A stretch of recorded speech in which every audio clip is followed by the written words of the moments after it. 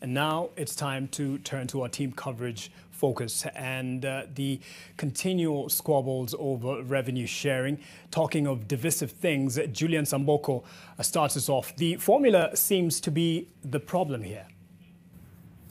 Right, Mark, it's a formula which has definitely divided opinion and debate in this country. And it's really a cocktail of two things which are causing all this. First of all, we are transiting into a more detailed and intricate formula. The second thing is a huge knowledge gap about exactly what the proposed formula is all about. Take a listen.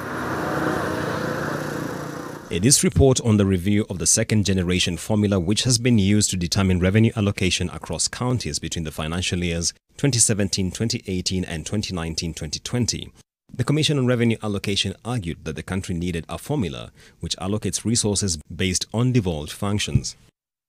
The second generation formula places significant weight on the population factor, which accounts for 45% of the total weighting considered. Other factors considered are the equitable share factor, poverty index, land mass, fiscal effort, and the development factor.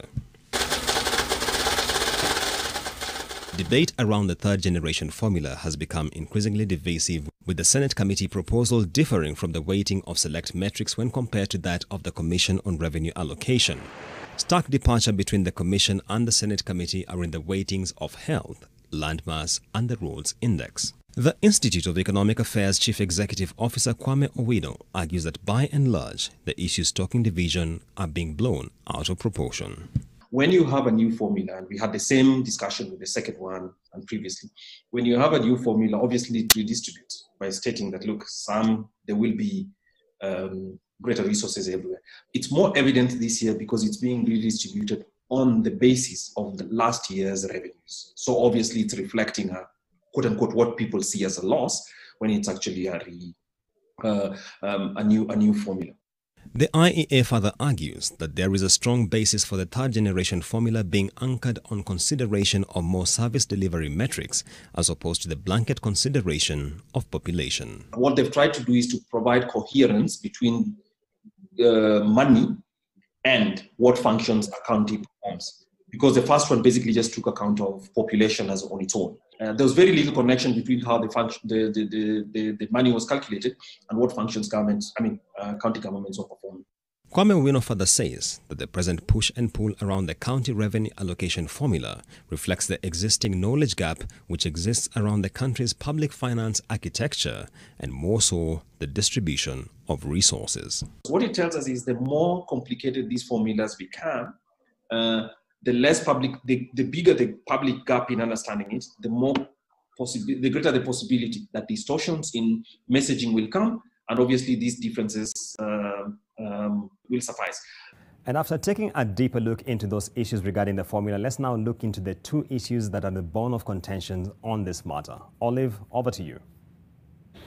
Thank you, Julian. Well, the point of divergence appears to be which between population and land mass should carry the most weight when it comes to allocating these resources to the counties.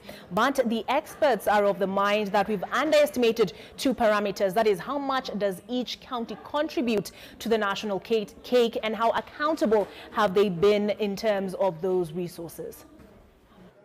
1 + 1 = 2. Simple enough, but when it comes to algebraic type equations, then things get complicated, the values often differing depending on who is doing the math.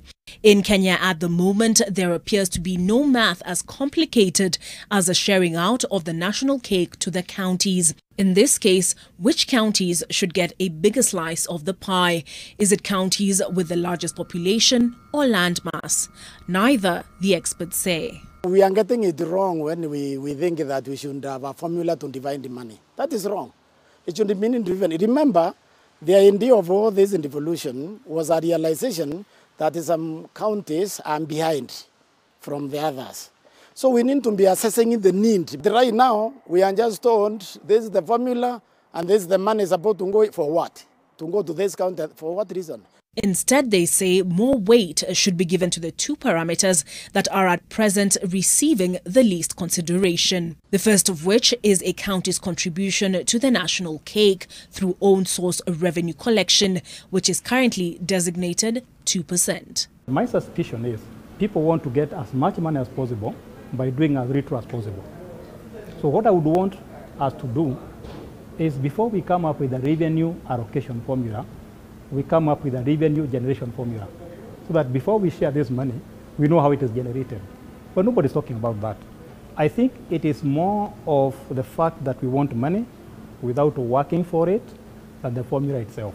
We want to milk a cow, but nobody cares how the cow is fed. Instead of always arguing how to use money, can we have a debate on how to generate resources of which we cannot use? They therefore argue that counties that contribute more should get more.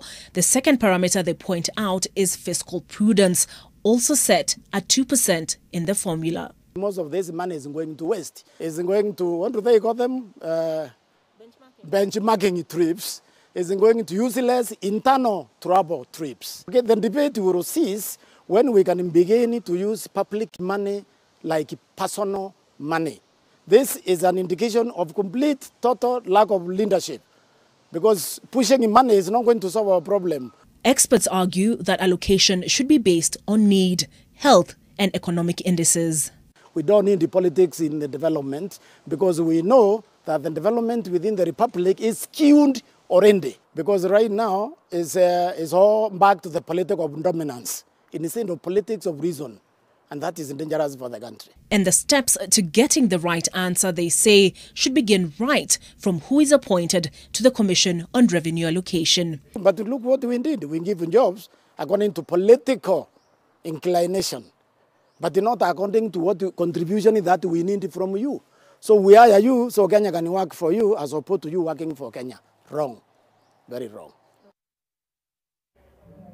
Well, Mark, as you heard from that report, there are several parameters that went into the third generation revenue sharing formula. Perhaps you could tell us what those numbers would look like had it sailed through.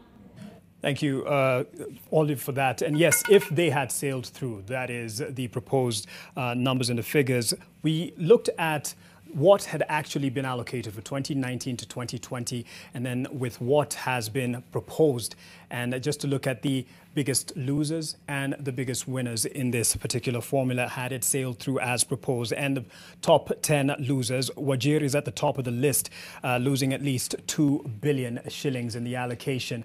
And we have as well Mandera, and this starts from the bottom up actually. So this is meant to be Wajir, the top loser with 2 billion, Mandera with as well 1.9 billion in losses on the revenue, Marsabit with at least 1.9 billion in losses, which would end up with 4.8 billion in revenue allocation. Garissa with 1.6 billion less of revenue allocation and leaving them with 5.4 billion to spend. Tana River with 1.5 billion less, leaving them with 4.3. Mombasa leaving them with 6 billion after losing 1 billion in revenue allocation. Kwale would be left with 6.7 billion after losing 1 billion, and Narok would lose 970 million, or would have 970 million less to spend and leaving them with 7 billion. Isiolo with 879 million less, leaving them with 3.3 billion in the county allocation, and the Kilifi County with 9.5 billion to spend after 855 million would be deducted if those particular proposals would sail through. So let's look at the other side, and these are the gainers. And the top gainers in this particular aspect would be Nandi, which would have at least 1.3 billion shillings added to the county allocation and giving them 6.6 billion, and Wasingishu with a further 1.1 billion. Nakuru would get 1.1 billion more, with giving them 11.5 billion in the county allocation. Kiambu with 1 billion more to 10.4 billion, and Kakamega getting also a billion.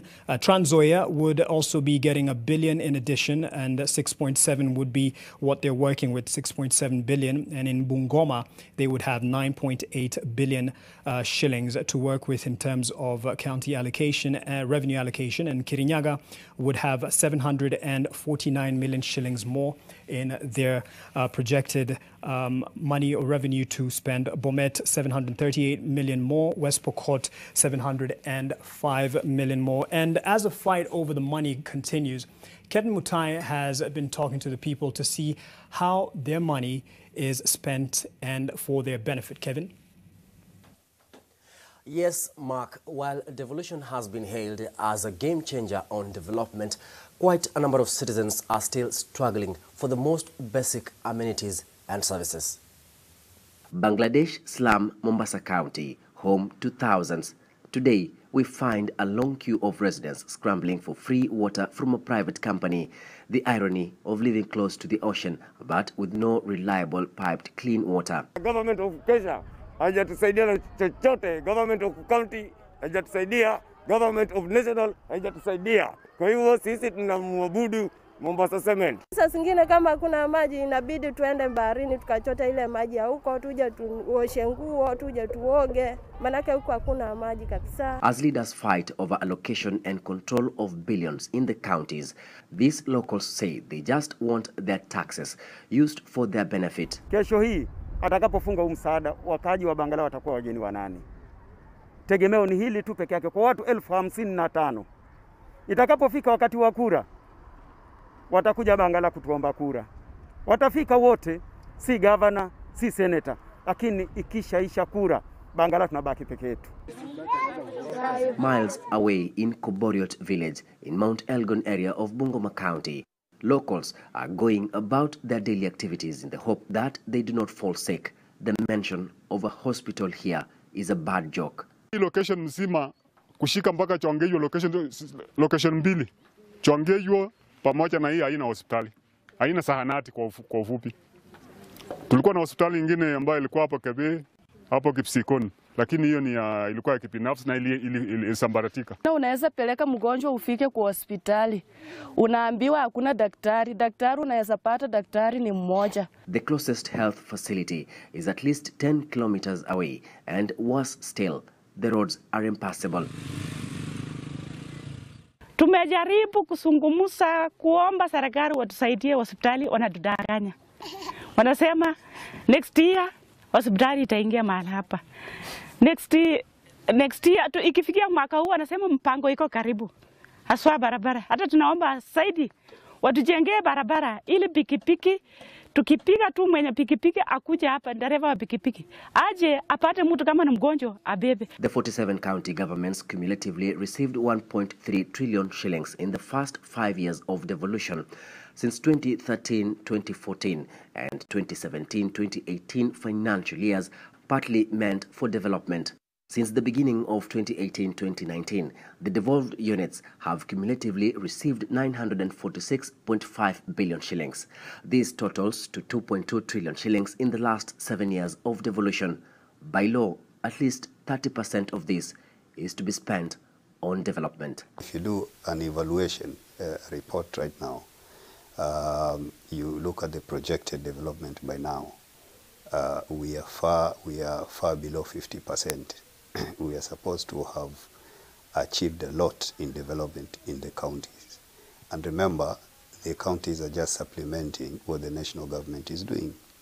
So we were thinking of a rapid development in the first 10 years of the promulgation of the Constitution. But we are performing miserably.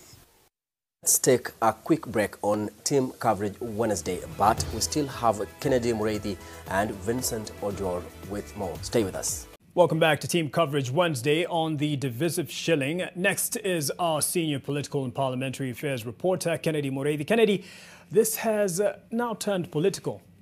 Mark, it's so huge that even it is threatening the very foundation, that is the political deal between President Uhuru Kenyatta and ODM leader Raila Odinga. And none of them actually wants to take a back seat and look at everything as it is happening, because now senators are also looking at it as their political future. This is a story that I prepared. Take a look.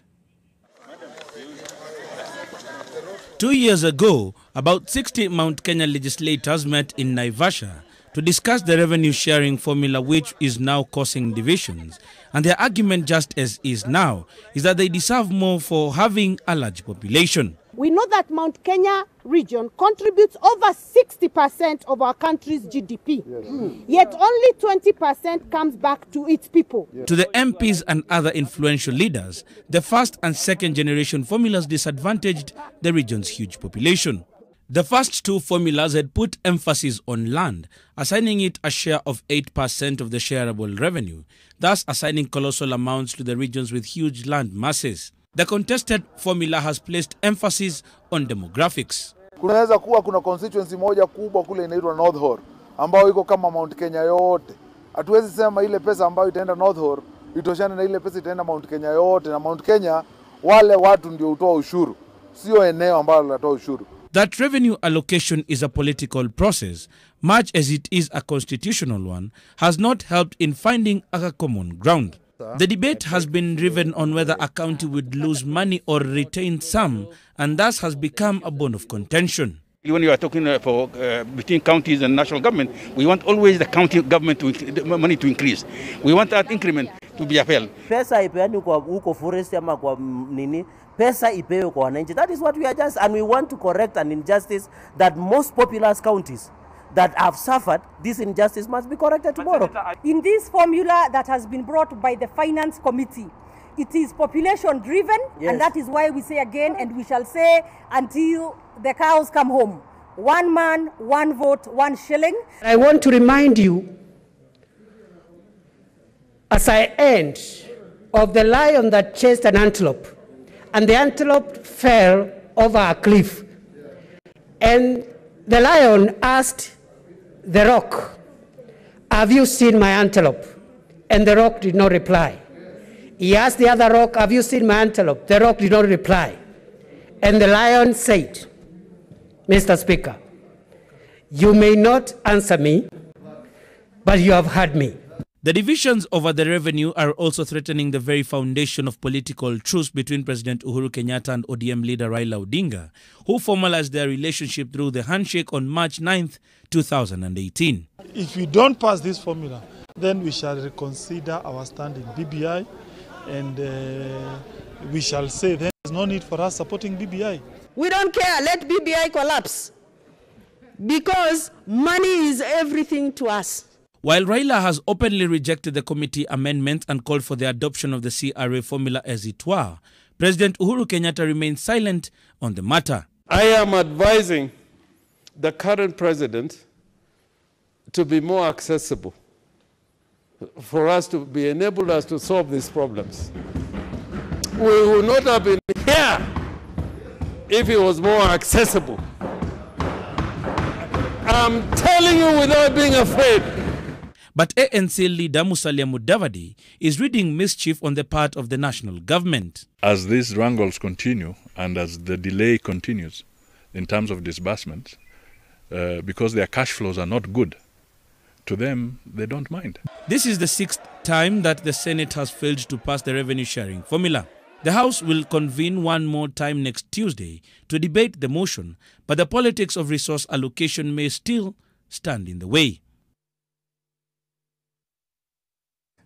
Well, Mark, that is quite some interesting views that are coming from politicians. But you also have to remember that for most of these senators, even as they defy their masters, that is President Uhuru Kenyatta and Raila Odinga, the opposition leader, they are looking at their re-election once it comes to 2022. When you go back home, you will be asked, what did you do to fight for our money? And that is the biggest question that they are being asked tonight. But even as these politicians fight over the money, the real concern is now becoming the accountability. And Vincent Oduor, my other parliamentary reporter, has something to say about it.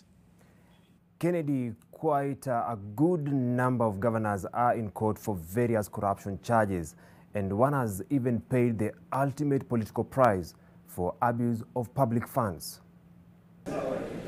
It is a highly charged debate centered on allocation and sharing of revenue among the 47 counties, yet very little to do with financial accountability and service delivery. The clamor for higher funding for counties may not necessarily mean always that it's a clamor for better service delivery.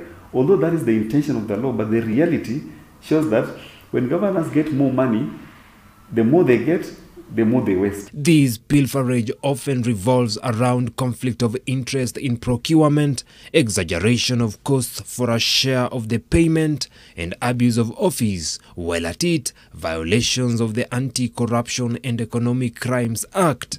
Former Kiambu Governor Ferdinand Waitito is a man out in the cold following his impeachment in January. He is accused of conflict of interest in the awarding of multi-million shilling road construction tenders. His Nairobi counterpart Mike Sonko cannot access his office as he is facing charges relating to irregular procurement and payment of some 357 million shillings. So is Samburu's Moses Lenol Kulal, who is accused of conflict of interest in an 88 million shillings fuel supply tender.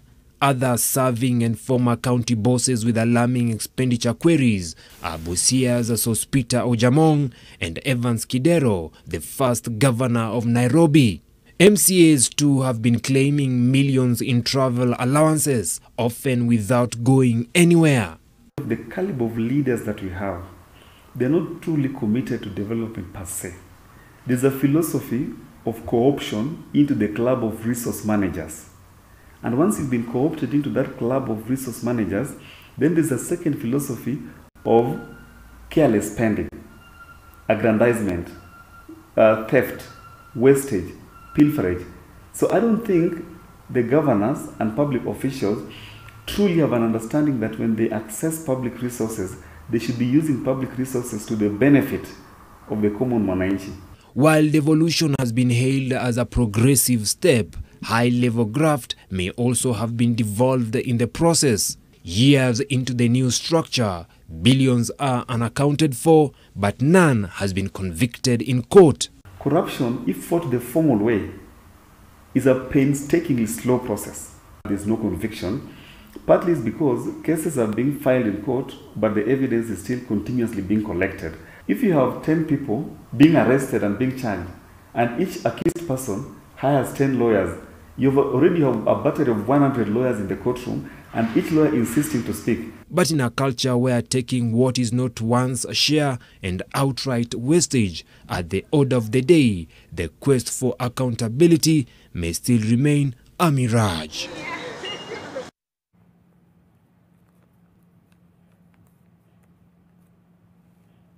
We also sought your thoughts on allocation and expenditure of public finances.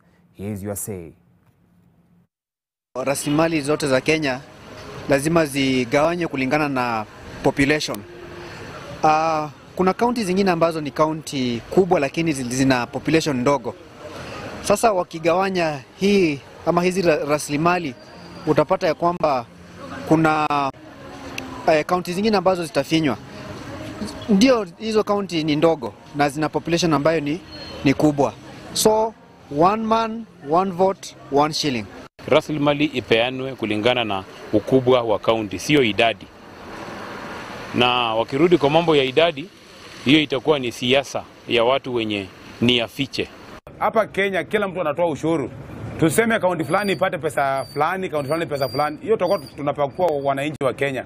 Watu wa kaunti zote zipate pesa same kulingana na venye wananchi wa Kenya tunatoa ushuru. Maana kuna sehemu zingine watu wanatoa pesa lakini hata hizo pesa hazifikii wananchi. Ukikuja kama hapa Chwele ama sehemu za Mount Elgon, kuna mahali mtu anatembea kilomita 20 ndio afikie lami. You should consider so many factors. One is the development index of a particular county. Because you find that there are countries that from the time Kenya got independence, they've been favored throughout, irrespective of their geographical area, depending on who has been representing them. There are counties where we have very few people, especially some areas like Turkana, where there are limited activities that are going on. Some of them are nomadics. They move one place to the other. They need only place to graze their animals. If you compare such kind of counties to the counties of Nairobi, where there are so many businesses, where they need so much resources, if you allocate them the same resources, I believe that likely, you are going to hinder some of the businesses that are going on in such kind of areas, especially Nairobi, Kisumu, and Mombasa.